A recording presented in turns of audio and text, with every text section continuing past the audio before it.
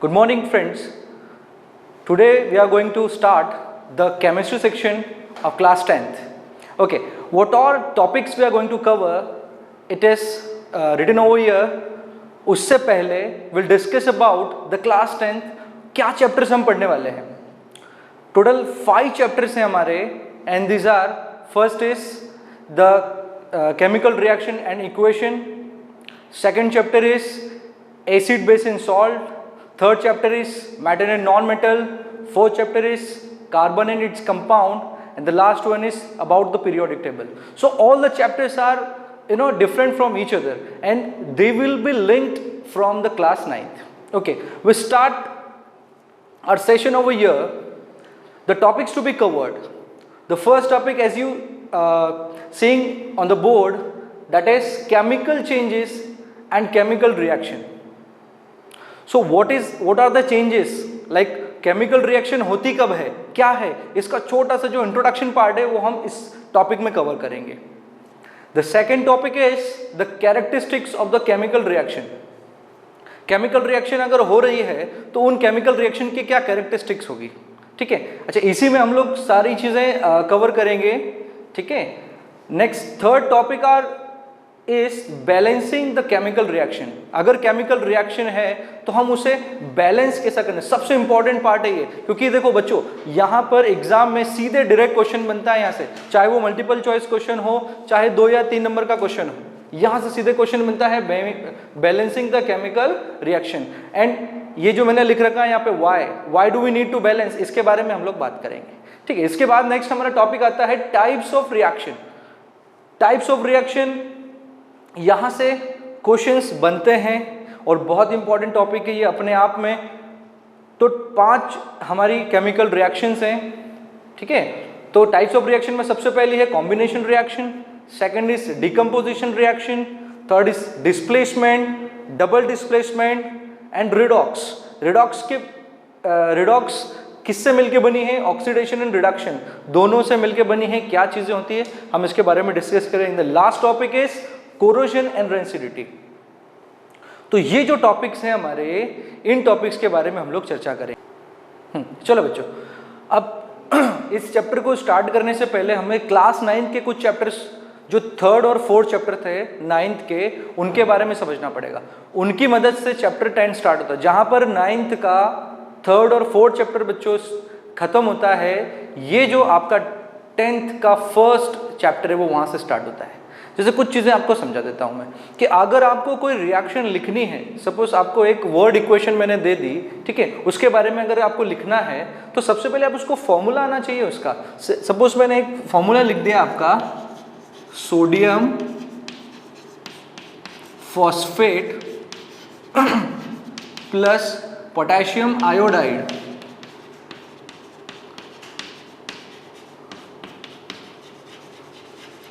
तो sodium phosphate plus potassium iodide, ये भी तो पता होना चाहिए. ठीक है. तो सबसे पहले हमें फॉर्मूला लिखते आना चाहिए.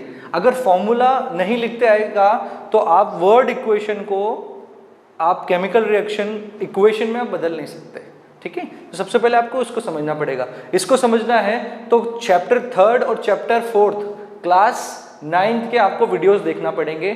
ठीक है. और अभी जब तक आप क्लास 10 स्टार्ट करोगे तो आपको क्या क्या चीजें करना है, आपको क्या क्या पता होना चाहिए. आपको 20 तक एलिमेंट्स, 20 तक सबके एटॉमिक नंबर पता होना चाहिए. Atomic number and atomic mass. ठीक है. अब इसका क्या फायदा है, आपको यहां से सीधे वैलेंसी पता चलेगी. ठीक है. देखो जैसे कैसे, सपोज हमें सोडियम की पता करना है. सोडियम, ठीक है, सोडियम का एटॉमिक नंबर कितना है? 11. इसका इलेक्ट्रॉनिक कॉन्फ़िगरेशन ये कहां से पता चलेगा? चैप्टर 3 क्लास 9th, ये हमें वहां से पता चला. अब इसका इलेक्ट्रॉनिक कॉन्फ़िगरेशन क्या है?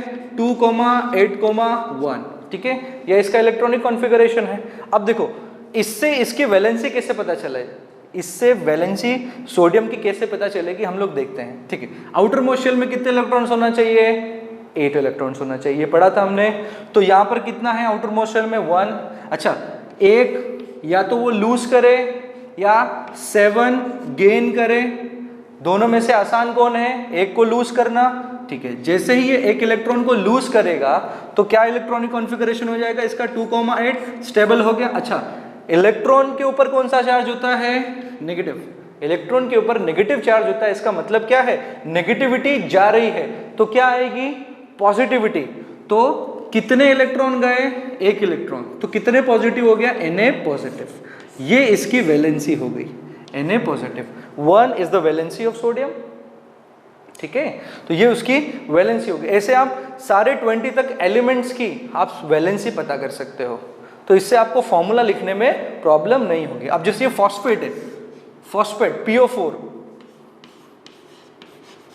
PO4, इसकी वैलेंसी कितनी होती है? तो ये आपको पता होना चाहिए। आपको ये page number 37 table number 3.6 class 9th से आपको सारे जितने भी पॉली एटॉमिक आयंस हैं, जितने भी कैटायंस एनायंस, उन सबकी वैलेंसी यहाँ से पता चल जाएगी। चलिए हम स्टार्ट करते हैं। हम लोग अब हमारा पहला टॉपिक जो है दैट इज इंट्रोडक्शन। इंट्रोडक्शन में हम क्या पढ़ेंगे? केमिकल चेंज क्या होता है, ठीक है। तो केमिकल चेंज क्या होता है बच्चों? केमिकल चेंज के बारे में देखेंगे। हमने प्रीवियस क्लासेस में पढ़ा है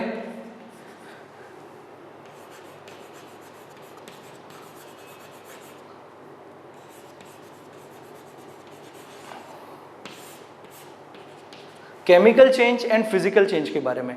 फिजिकल चेंज क्या होता है? ऐसा चेंज जो क्या हो, जल्दी से याद करो, ऐसा चेंज जो रिवर्सिबल ना हो, ठीक है। रिवर्सिबल ना हो इसका मतलब क्या है? जिसे आपने सपोज वैक्स को हीट किया, वैक्स को आप हीट करोगे, थोड़ी देर के बाद वो क्या हो जाता है? वापस सॉलिडिफाई हो जाता है, तो आपको वो सब्सटेंस बन गया। No new substance is form, ठीक है। तो ये सारी आपकी जो फिजिकल चेंज की क्वालिटीज होती है और कैरेक्टरिस्टिक्स होती है। केमिकल चेंज की क्या कैरेक्टरिस्टिक्स होती है? केमिकल चेंज में देखो, सबसे इंपॉर्टेंट जो भी रिएक्शन होती है वो कैसी होती है? इरिवर्सिबल होती है, ठीक है।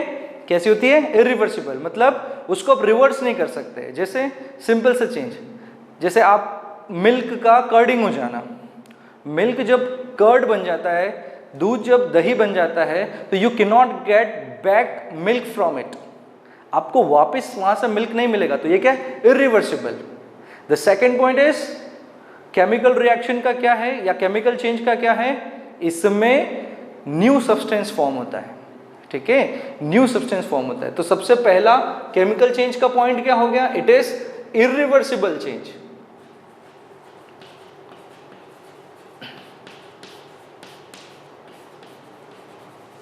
This change is irreversible. It cannot be reversed. Second is new substance is formed. New substance is formed. क्या मतलब होता है इसका? New substance is form. जैसे एक छोटा सा एग्जांपल, हमारे ये विंडोज डोर्स जो आयरन के होते हैं, उनकी क्या हो जाती है? रस्टिंग हो जाती है। अब रस्टिंग होने के बाद आप जब देखते हो तो वो एक केमिकल चेंज है, केमिकल रिएक्शन होती है वहाँ पर। अब जो रस्ट बना है, क्या वो आयरन है? क्या हम उससे आयरन वापस प्राप्त कर सकते हैं? Can we get back iron from it? नहीं। तो वो कैसा चेंज है? केमिकल, इरिवर्सिबल है, आप वापस आयरन नहीं निकाल सकते उसमें से। Second, new substance is form.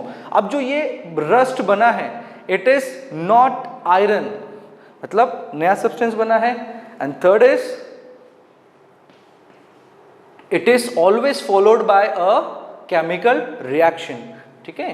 तो हमेशा केमिकल रिएक्शन होती है, किसी भी केमिकल चेंज में हमेशा एक केमिकल रिएक्शन होती है, और ये हमारे काम की चीज है, केमिकल रिएक्शन, ठीक है। आपके डेली लाइफ में देखते हो बहुत सारी केमिकल रिएक्शन से आप गुजरते हो। जैसे ही आप ऑक्सीजन को इनहेल करते हो, आपकी बॉडी में जो रेस्पिरेशन होता है, that is a chemical reaction, ठीक है। जो भी आप दिनचर्या, आपकी जो भी डेली लाइफ है, उसमें बहुत सारी ऐसी रिएक्शंस आप करते रहते हो, ठीक है। जैसे फोटोसिंथेसिस केमिकल रिएक्शन, ठीक है। रस्टिंग ऑफ आयरन, जैसे मैंने अभी एग्जांपल बताया, किसी चीज़ को आप बर्न करते हो, वो एक केमिकल रिएक्शन है, ठीक है। आप खाना बनाते हो, preparation of the food, it is a chemical change.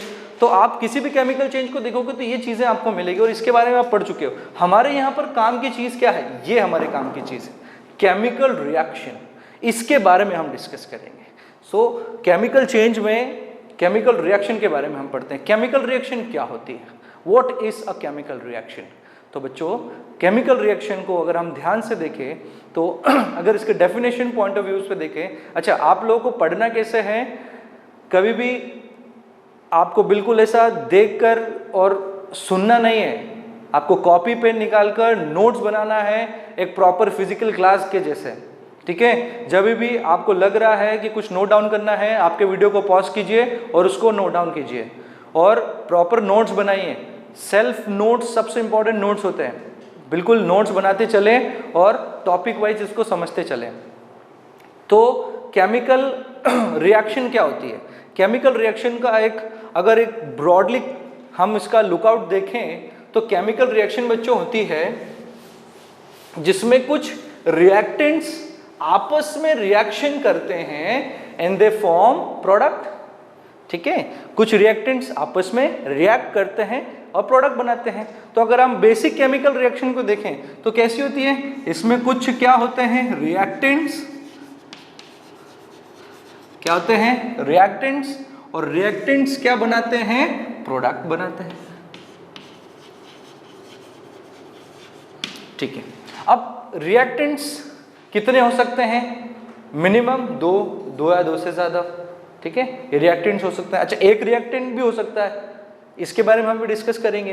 तो रिएक्टेंट्स आपस में रिएक्शन करते हैं और क्या बनाते हैं, प्रोडक्ट। अच्छा ये जो एरो है ये क्या ये सिंबलाइज करता है कि reaction is being taking place और रिएक्शन होने के बाद क्या बन रहा है हमारा, प्रोडक्ट। ओके, जैसे एक छोटा सा एग्जांपल लेते हैं हम लोग।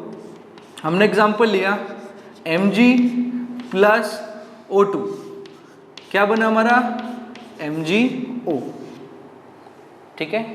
Mg प्लस O2 MgO, मतलब जब आप मैग्नीशियम रिबन को बर्न करोगे, ठीक है, जैसे आप अगर आपकी बुक में देखोगे तो सबसे पहली एक्टिविटी आपको यही दिखेगी, ठीक है, कि आप एक मैग्नीशियम रिबन को क्या कर रहे हो, बर्न कर रहे हो, ठीक है। तो जैसे एक ट्राइपॉड स्टैंड पे आपने क्या रख दिया है, मैग्नीशियम, एक चाइना डिश में आप उसको कलेक्ट कर लेते हो, आप उसको एक टोंग से पकड़ते हो, ठीक है। एक टोंग से पकड़ने पर जैसे ही उसको आप बर्न करते हो, ठीक है, मैग्नीशियम रिबन को बर्न करते हो और उसके बाद उसको कलेक्ट कर लेते हो उस चाइना डिश में। अब बर्निंग तो हमने अभी डिस्कस किया था, burning is a chemical change and all the chemical changes are followed by chemical reactions, okay. तो यहां पर रिएक्शन हो क्या रही है, देखो ध्यान से, Mg plus O2 MgO। Burning हमेशा ऑक्सीजन के साथ होती है, ठीक है, बर्निंग में हमेशा ऑक्सीजन हेल्प करती है, ध्यान रखो। जैसे आपको फायर एक्सटिंग्विशर्स क्या करते हैं, फायर एक्सटिंग्विशर इसी ऑक्सीजन को कट ऑफ कर देते हैं, ऑक्सीजन के सप्लाई को क्या कर देते हैं, कट ऑफ कर देते हैं। तो क्या होता है, बर्निंग की प्रोसेस रुक जाती है और हमारी आग बुझ जाती है, राइट। तो मैग्नीशियम रिबन को हमने जलाया। अच्छा मैग्नीशियम क्या बोल रहा हूँ, रिबन, ऐसे इन सब के केमिकल जब लेबोरेटरीज में हम लोग यूज करते हैं, इनके अलग अलग नेम्स है। जैसे मैग्नीशियम को क्या कहेंगे, मैग्नीशियम रिबन, मैग्नीशियम रिबन, ठीक है। Copper turnings, copper turnings, iron filings, iron filings, ठीक है। ये इनके केमिकल लेबोरेटरीज में इनके नेम होते हैं ऐसे। जैसे आपको हमेशा मैग्नीशियम नहीं बोलेंगे, आपको हमेशा बोलेंगे मैग्नीशियम रिबन, ठीक है। तो ये इनके केमिकल नेम्स। अच्छा फिर हमने क्या किया, मैग्नीशियम को जब बर्न किया तो आपको रिएक्शन मिली। तो आप अगर इस रिएक्शन को ऐसा लिखना चाहते हैं, बर्निंग ऑफ मैग्नीशियम। अब मैग्नीशियम की बर्निंग, तो आपको यहां पे समझना पड़ेगा कि बर्निंग किसकी प्रेजेंस में होती है, ऑक्सीजन की प्रेजेंस में। अच्छा अब इसको ध्यान से देखें हम, तो ये क्या हो गए हमारे रिएक्टेंट्स, कौन हो गए, ध्यान से देखो जल्दी से। रिएक्टेंट्स कौन हो गए? Magnesium and oxygen. ये दोनों रिएक्टेंट्स हैं, आपस में क्या कर रहे हैं? रिएक्शन कर रहे हैं और क्या बना रहे हैं? MgO, that is magnesium oxide. अब ये फॉर्मूला कैसे बना? 9th क्लास में जाओ वापस। मैग्नीशियम की कितनी वैलेंसी है? मैग्नीशियम की कितनी वैलेंसी है? कैसे पता चलेगा? क्या नंबर है उसका? 12। एटॉमिक नंबर क्या है? 12। कॉन्फ़िगरेशन क्या होगा? 2,8,2। ठीक है। अच्छा, ये 2 इलेक्ट्रॉन्स क्या करेगा? लूज करेगा। जैसे ही 2 इलेक्ट्रॉन लूज किया तो क्या बन गया? Mg2 positive. अरे भाई, जितने इलेक्ट्रॉन लूज करेगा उतने उस पर पॉजिटिव चार्ज आ जाएगा। हमारे पास नेगेटिविटी है, नेगेटिविटी जाएगी तो क्या आएगी? क्या आएगी? रिपीट आफ्टर मी, पॉजिटिविटी। Very good. तो नेगेटिविटी गई, क्या आ गई? पॉजिटिविटी। कितने इलेक्ट्रॉन गए? 2, तो कितने पॉजिटिव? 2 पॉजिटिव, मतलब इसकी वैलेंसी कितनी हो गई? 2। चलो, ऑक्सीजन। ऑक्सीजन की कितनी होती है? ऑक्सीजन की वैलेंसी सबको पता है कितनी होती है? 2। ठीक है, और एटॉमिक नंबर से भी आप निकाल सकते हो। ठीक है, जैसे एटॉमिक नंबर कितना है इसका? 8, तो कितना हो जाएगा? 2,6 इलेक्ट्रॉनिक कॉन्फ़िगरेशन। अब इसके साथ केस क्या है? या तो ये 6 इलेक्ट्रॉन लूज कर दे, या तो ये 2 इलेक्ट्रॉन गेन कर ले। दोनों में से इजी कौन है? जल्दी से बताओ। 6 इलेक्ट्रॉन लूज करना है, 2 इलेक्ट्रॉन गेन करना। एक इलेक्ट्रॉन के लॉस या गेन में बहुत एनर्जी लगती है, तो every element wants to consume less energy, कि कम से कम एनर्जी में उसका काम हो जाए। तो यहाँ पे आसान क्या है? 2 इलेक्ट्रॉन को गेन करना। तो जैसे ही 2 इलेक्ट्रॉन गेन करेगा, इलेक्ट्रॉन पे चार्ज नेगेटिव, इलेक्ट्रॉन पे चार्ज नेगेटिव है, तो 2 इलेक्ट्रॉन गेन करने पे नेगेटिविटी आ रही है, तो साइन कौन सा लगेगा? नेगेटिव। इसीलिए हम ऑक्सीजन को कैसे लिखते हैं? O2 negative. क्लियर है क्या? ओके, तो वैलेंसी कितनी हो गई? 2। वैलेंसी इज नेवर नेगेटिव और पॉजिटिव, वैलेंसी 2 ही रहेगी। तो 2 वैलेंसी इसकी, 2 वैलेंसी इसकी, फॉर्मूला क्या बना? MgO। Mg2O2 नहीं बनेगा, Mg2O2 नहीं बनेगा, क्योंकि सेम वैलेंसी, इसलिए कैंसिल आउट हो जाएंगे और क्या बनेगा? MgO। ये भी सीखना है, तो 9th क्लास के 3rd और 4th चैप्टर के वीडियोस देखना, उसमें पूरा क्लियर हो जाएगा। चलो, तो ये हमने एक नॉर्मल केमिकल रिएक्शन देखी कि होता क्या है। तो ये क्या हो गए बच्चों? रिएक्टेंट्स। इस एरो का मतलब क्या है? यहां पर रिएक्शन हो रही है और बन क्या रहा है? MgO। MgO है उसका प्रोडक्ट। ठीक है, तो ये क्या हो गई? Word equation. इसको आपने केमिकल रिएक्शन कहा। This is not a chemical equation, it is a chemical reaction. होती क्या है chemical reaction? The chemical reaction is that reaction in which some products some reactants react to form products। Clear है? Reactants क्या कर रहे हैं? आपस में रिएक्ट करके प्रोडक्ट को बना रहे हैं। तो ये एक डेफिनेशन है केमिकल रिएक्शन की। अब केमिकल इक्वेशन को आप किससे लिखते हो? सिंबॉलिकल फॉर्म होता है वो। Chemical equation is the symbolical form of chemical reaction. ठीक है, केमिकल रिएक्शन में बर्निंग ऑफ मैग्नीशियम, तो कैसे लिखेंगे? मैग्नीशियम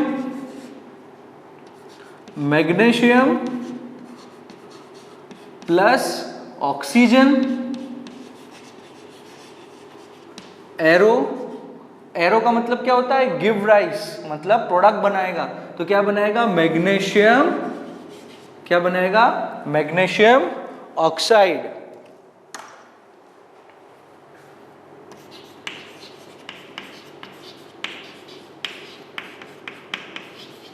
ठीक है, तो ये क्या हो गया? वर्ड फॉर्म हो गया। रिएक्शन का क्या हो गया? Word form.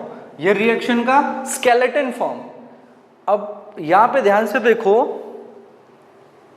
ये क्या हो गया? Word form. ये क्या हो गया? Skeleton form. ठीक है, अब अगर हम रिएक्टेंट और प्रोडक्ट में इनके एटम्स काउंट करें, ठीक है, रिएक्टेंट और प्रोडक्ट में इनके अगर एटम्स को काउंट करें तो क्या होगा? ध्यान से देखो, मैग्नीशियम के कितने एटम है? 1। इधर कितने हैं? 1। ठीक है, अच्छा यहां पर कितने हैं? 2। पर यहां पे 2 है क्या? नहीं। इसका मतलब ये कैसी है? This is unbalanced chemical reaction. Unbalanced chemical reaction. ठीक है, चलिए तो अभी तक हमने देखा केमिकल रिएक्शन के बारे में। कुछ एग्जांपल्स ले लेते हैं तो जिससे हम लोग थोड़ा सा और उसको डिटेल में केमिकल रिएक्शन समझ पाएंगे। इसके बाद हम लोग सीखेंगे characteristics of the reaction and how to write the chemical reaction, क्या क्या चीज़ें ध्यान रखना पड़ती हैं और क्या क्या इंपॉर्टेंट चीज़ें हैं केमिकल रिएक्शन को लिखते समय। ओके, चलो हम कुछ एग्जाम्पल लेते हैं। सबसे पहला एग्जाम्पल हम लेंगे फोटोसिंथेसिस।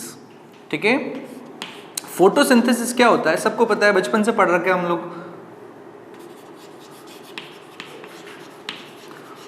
फोटोसिंथेसिस में क्या होता है, प्लांट जो है CO2 और H2O, ठीक है, मतलब अगर हमने पढ़ रखा है तो हमें पता है कि 4 कंपोनेंट इंपॉर्टेंट होते हैं किसके लिए, फोटोसिंथेसिस के लिए। First CO2, second H2O that is water, third is chlorophyll that is pigment present in the leaves, and fourth is the sunlight. In the presence of sunlight this reaction or this reaction is carried out. Okay, तो हम अगर reaction को लिखें तो reaction कुछ इस तरीके से होगी, 6 CO2 plus 6 H2O एरो किसकी प्रेजेंस में, सनलाइट की प्रेजेंस में। ठीक है, एंड कहां पर होती है, क्लोरोफिल होना चाहिए इसके लिए, वरना देखो हम animals we can not synthesize our food, okay, क्योंकि हमारे पास पिगमेंट नहीं होता, दैट इज क्लोरोफिल। ओके, तो क्लोरोफिल बनता क्या है, ग्लूकोज C6H12O6 और निकलती क्या है, ऑक्सीजन।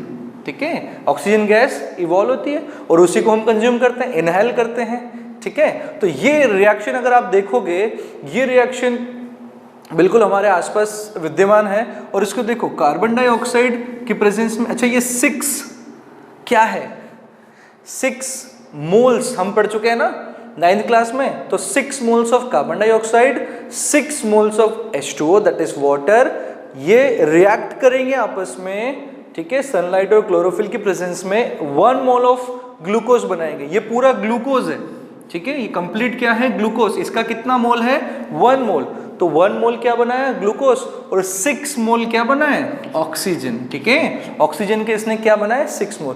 तो ये केमिकल रिएक्शन है, तो ये फोटोसिंथेसिस समझ में आया। नेक्स्ट रिएक्शन हमारे आसपास होती है रस्टिंग। रस्टिंग को अगर आप देखोगे, रस्टिंग ऑफ आयरन,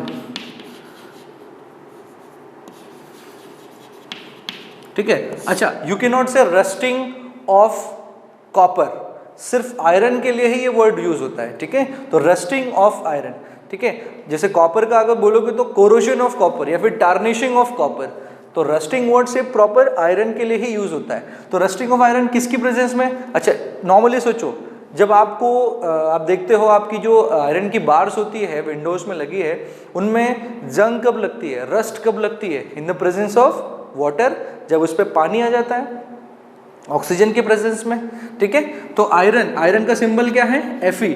तो जब इसमें क्या, ऑक्सीजन की प्रेजेंस में, जब ये मॉइस्चर की प्रेजेंस में या फिर जब उस पर पानी लग जाता है, तो रिएक्शन क्या हुई आपकी, आयरन O2H2O, तो क्या मिलता है आपको, रस्ट मिल जाती है।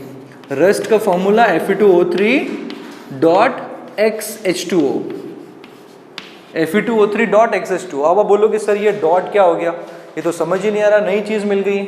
डॉट का मतलब क्या है, इसके साथ मल्टीप्लाई नहीं है या डेसिमल नहीं है, ये इसका मतलब है Fe2O3 एक कंपाउंड है जो कि हाइड्रेटेड फॉर्म में है। समझ में आया, Fe2O3 एक कंपाउंड है जो कि कैसा है बच्चों, हाइड्रेटेड फॉर्म में। हाइड्रेटेड मतलब number of water molecules are being attached with this compound, got it. अच्छा, इसको हम क्या कहते हैं, वाटर ऑफ क्रिस्टलाइजेशन। इसको चैप्टर नंबर 2 में हम बहुत डिटेल में पढ़ने वाले हैं, बट अभी आ गया है तो इसको समझ लो। इसको हम कहते हैं वाटर ऑफ क्रिस्टलाइजेशन। ठीक है, क्या बोलते हैं, repeat after me, water of crystallization. ठीक है, क्या होता है वाटर ऑफ क्रिस्टलाइजेशन, थोड़ा सा इंट्रोडक्शन समझ लो। Fixed number of water molecules attach to one formula unit, किसी भी एक फॉर्मूला या कंपाउंड के साथ attached number of water molecule. चलो ये तो बात हो गई इसकी। तो ये कंप्लीट फॉर्मूला किसका है बच्चों, इट इज रस्ट। ठीक है। ये जो होती है एक रस्ट होती है, जो कहाँ पे लगती है, आयरन के चीज़ों पे, जैसे आयरन बार हो गए, आपके विंडो हो गए, डोर्स हो गए, ये सारी चीज़ों पे, तो ये रस्टिंग है। तो अब देखो एक प्रॉपर रिएक्शन दिख रही है आपको, हम आसपास देखते हैं चीज़ों को तो ये रिएक्शन आपको मिल जाती है। अच्छा, और एग्जाम्पल्स हम देखें तो और एग्जाम्पल जैसे कर्ड, ठीक है, कर्ड में क्या प्रेजेंट होता है, लैक्टिक एसिड, तो कर्डिंग जो होती है वो क्या है, एक एग्जाम्पल है केमिकल रिएक्शन का, ठीक है। अच्छा, हमारी बॉडी में जो हार्मोन्स होते हैं, जैसे एड्रेनलिन, हम कभी डर जाते हैं तो उसमें कौन सा हार्मोन सिक्रीट होता है, एड्रेनलिन हार्मोन, ठीक है, तो वो एड्रेनल ग्लैंड सिक्रीट करती है, तो it is a chemical, so there is a chemical reaction takes place in a body, all the metabolic activities are carried out with the help of chemical reactions.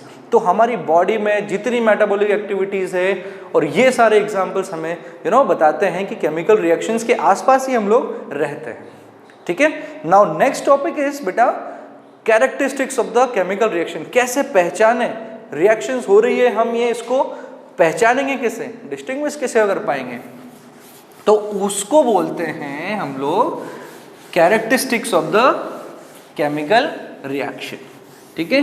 मतलब आप इन चीज़ों से आसानी से पहचान सकते हो कि क्या क्या इसकी कैरेक्टरिस्टिक्स होती है, ठीक है। चलो, तो कैरेक्टरिस्टिक्स को हम लोग लिख देते हैं सारी।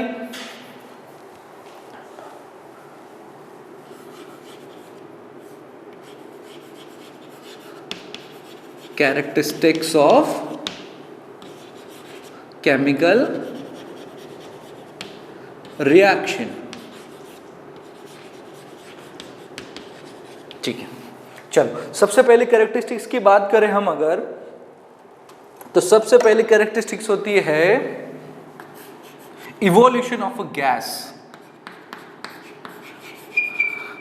इवोल्यूशन ऑफ अ गैस, मतलब गैस का इवॉल्व होना, गैस का बाहर निकलना, ठीक है।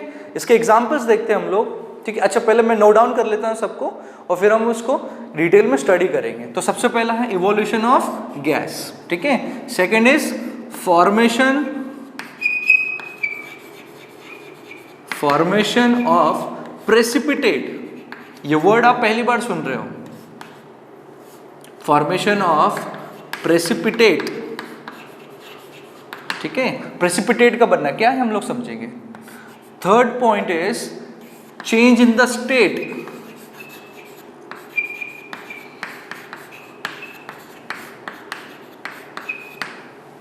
Change in the state. Fourth is change in colour,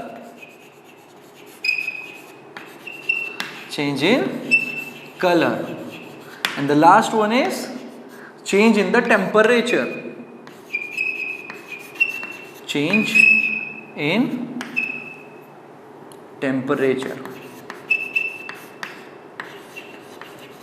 अब ये है क्या, देखो, ये जब भी पांचों में से कुछ भी चीज हो रही है, मतलब there is chemical reaction, there must be any chemical reaction being taking place. सबसे पहला है इवोल्यूशन ऑफ अ गैस। जब भी किसी रिएक्शन में आपको लग रहा है कोई गैस इवॉल्व हो रही है, मतलब वहां पे केमिकल रिएक्शन हो रही है। जैसे इसका एग्जांपल लेते हैं हम लोग, ठीक है, इवोल्यूशन ऑफ गैस का।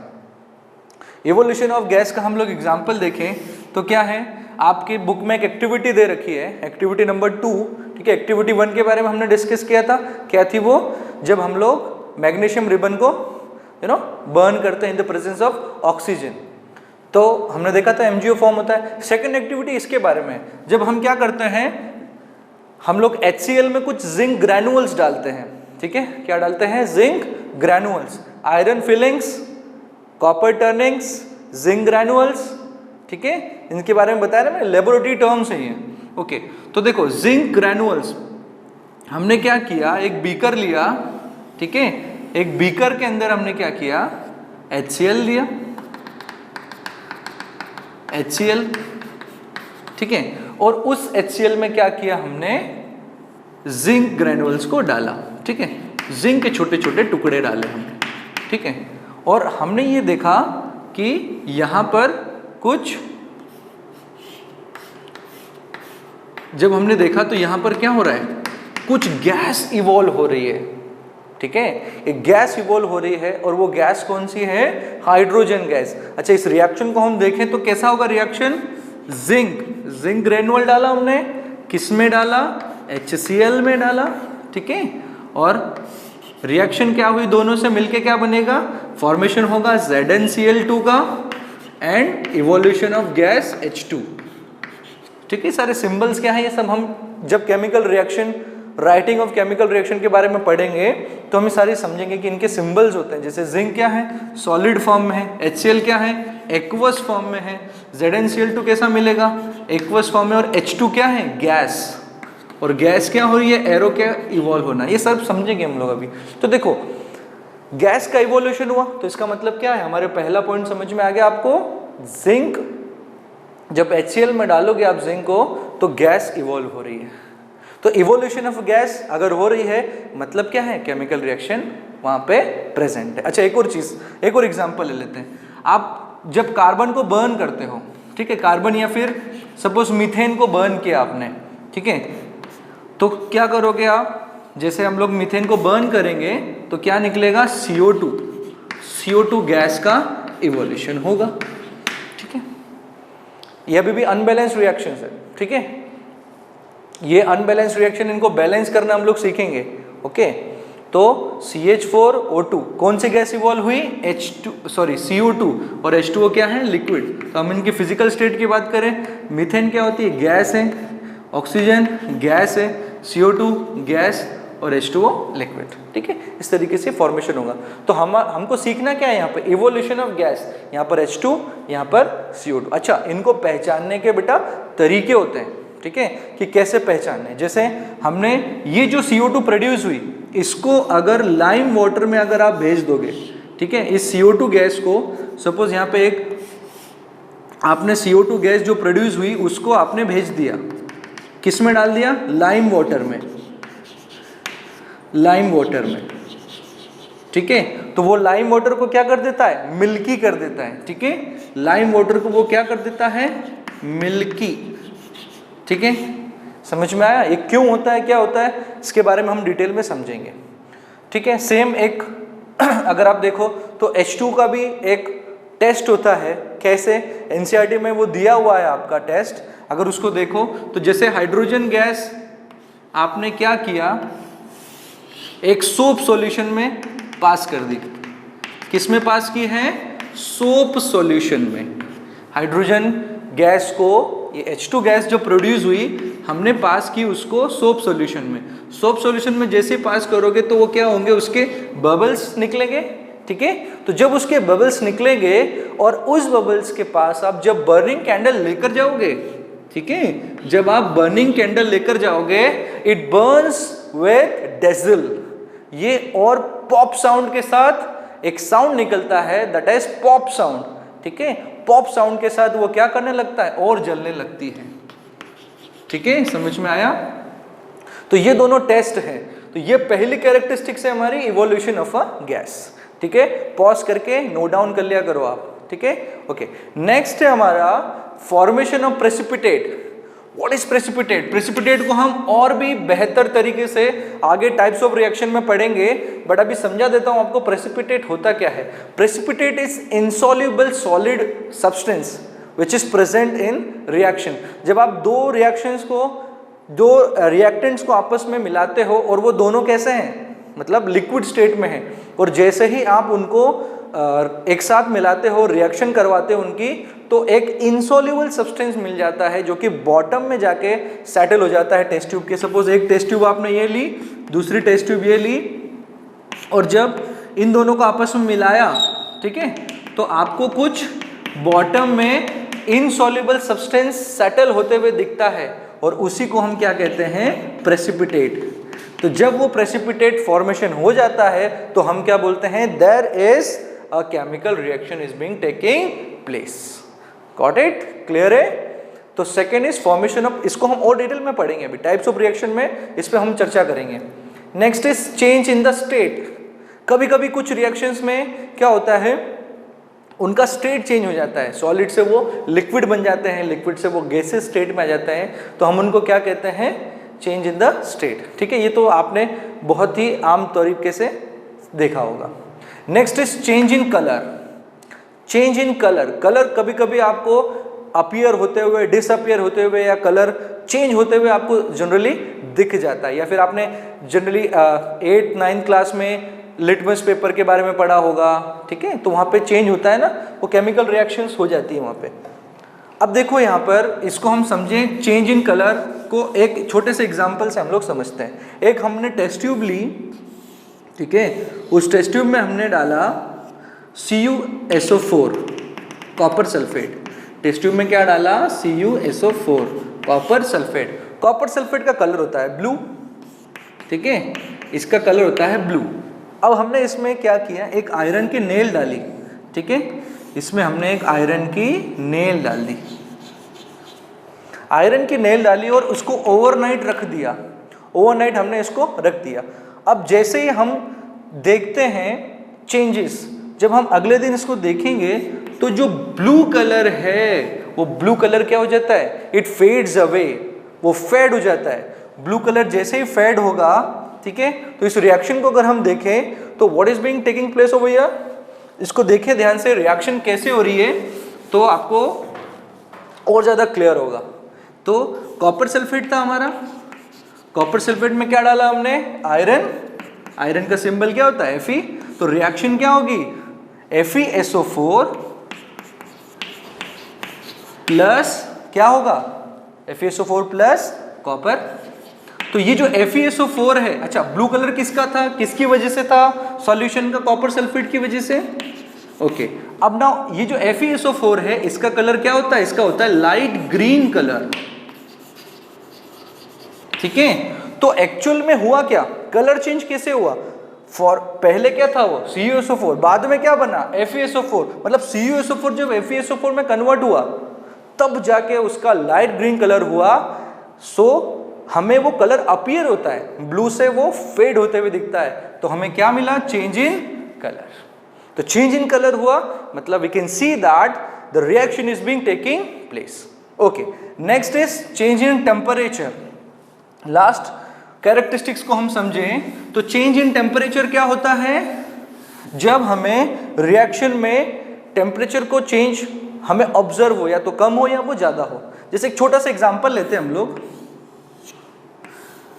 हमने जब क्रिकेट खेलते समय बाउंड्रीज हम लोग बनाते हैं, तो जब हम लोग उस चूने में पानी डालते हैं, ठीक है, तो आप थोड़ा ऑब्जर्व करते हो कि वो थोड़ा गर्म लगता है, आपको हल्का सा वार्म लगता है, ल्यूक वार्म लगता है। तो what is that and why it is supposed to be happen? तो एक्चुअली वो रिएक्शन है क्या बेटा? वो रिएक्शन है चेंज इन टेम्परेचर, ठीक है। तो जब आप क्या करोगे, जब आप चूने में पानी डालोगे तो वो टेम्परेचर उसका बढ़ जाता है। तो टेम्परेचर बढ़ने और घटने या टेम्परेचर को रिएक्शन में इवॉल्व होने या रिएक्शन में कंज्यूम करने के बेसिस पे हमने रिएक्शन को दो पार्ट्स में डिवाइड किया है, ठीक है। वो कौन से होते हैं? जब हीट रिलीज होती है, जब किसी रिएक्शन में हीट रिलीज होती है उसको हम कहते हैं एक्सोथर्मिक रिएक्शन। क्या कहते हैं? Exothermic reaction. एक्सो मतलब एग्जिट, एग्जिट मतलब बाहर। तो यहां पर रिएक्शन क्या हो रही है? बाहर निकल रही है। It means exothermic reaction in which heat is evolve. बिल्कुल डिटेल में पढ़ेंगे इनको सबको हम लोग। एंड एंडोथर्मिक, एंडो मतलब अंदर आना, एंडो का मतलब क्या है? When heat is given to carry out the reaction, उसको हम कहते हैं एंडोथर्मिक रिएक्शन, ठीक है। इनके एग्जांपल्स हम देखेंगे। जैसे एंडोथर्मिक का एक सिंपल एग्जांपल फोटोसिंथेसिस है। फोटोसिंथेसिस में क्या किया आपने? सनलाइट दिया ना। तो सनलाइट हमने दिया, एनर्जी, हीट। तो जब हीट आप देते हो और रिएक्शन होती है उसको हम कहते हैं एंडोथर्मिक। या फिर रिएक्शन होती है और हीट रिलीज होती है, दोनों ही केस में क्या हुआ? Change in temperature. So this was the characteristics of the chemical reaction. तो नेक्स्ट वीडियो में हम देखेंगे बैलेंसिंग कैसे करते हैं, ठीक है। Thank you so much.